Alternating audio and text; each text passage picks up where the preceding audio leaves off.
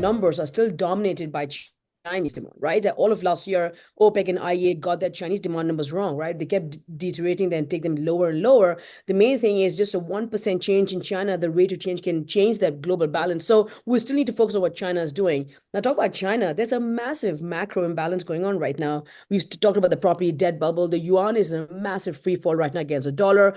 Chinese bond yields are actually dropping versus the opposite of US bond yields that are rising. So there's something happening in the currency market and bond markets. And I think we'll get an answer in the next few weeks, if not month after Trump is elected, because that's going to determine what's going to happen to demand and the global economy. So I think those drivers are more important rather than talking about specific countries, because it'll be a very macro-led market. The US debt issue is a massive issue. Like the more and more bond yields go above that 5% magical number, we could trigger a recession, right? Because equity markets have been weak for the last month on back of that. So I think Trump policies, tariffs, inflation, Fed policy, that's going to determine dollar direction, and then eventually we'll see demand. I think that's something that we are looking at very, very closely for 2025.